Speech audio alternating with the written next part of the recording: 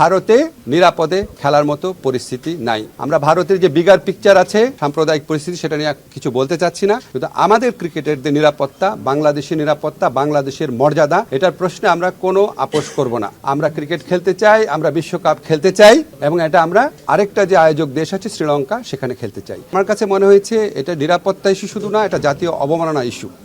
যাই হোক, আমরা নিরাপত্তা ইস্যুটাকেই মুখ্য করে দেখছি, যেখানে ভারতের ক্রিকেট কন্ট্রোল বোর্ড নিজেরাই বলছে কলকাতা টিমকে যে এই প্লেয়ারকে নিরাপত্তা দেওয়া যাচ্ছে না, ওনাকে তোমার টিম থেকে বাদ দাও। এটাই তো একটা ট্যাসিট রেকগনিশন যে ভারতে নিরাপদে খেলার মতো পরিস্থিতি নাই। আমরা ভারতের যে বিগার পিকচার আছে সাম্প্রদায়িক পরিস্থিতি সেটা নিয়ে কিছু বলতে চাচ্ছি না, কিন্তু আমাদের ক্রিকেটের যে নিরাপত্তা, বাংলাদেশের নিরাপত্তা, বাংলাদেশের মর্যাদা, এটার প্রশ্নে আমরা কোনো আপোষ করব না। আমরা ক্রিকেট খেলতে চাই, আমরা বিশ্বকাপ খেলতে চাই এবং এটা আমরা আরেকটা যে আয়োজক দেশ আছে শ্রীলঙ্কা, সেখানে খেলতে চাই। এই পজিশনে আমরা অনড় আছি।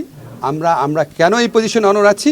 আমরা আশা করি আমরা আইসিসিকে বুঝাতে সক্ষম হব এবং আইসিসি আমাদের যুক্তিগুলো সহৃদয়তার সাথে নিরপেক্ষভাবে বিবেচনা করে আমরা কষ্ট করে যে অর্জনটা করেছি সেই টি-20 বিশ্বকাপে আমাদের খেলার সুযোগ করে দিবে। আমাদের প্রথম স্ট্যান্ড হচ্ছে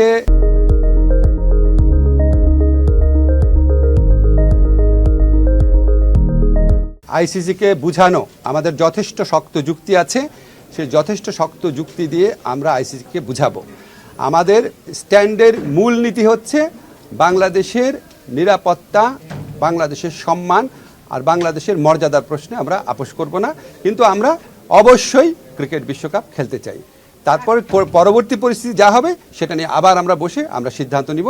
এখন পর্যন্ত আমরা এই সিদ্ধান্ত খুব ক্লিয়ারলি নিয়েছি যে আমরা আইসিসিকে বুঝাবো যে আমাদের ভারতে খেলার মতো পরিবেশ নাই। স্যার, আপনাদের দিক থেকে আইসিসি থেকে কোনো ফর্মাল চিঠি আবার দেওয়া হবে কিনা আপনি বোঝানোর কথা? আজকে রাত্রে বা কালকে সকালের মধ্যেই দেওয়া হবে।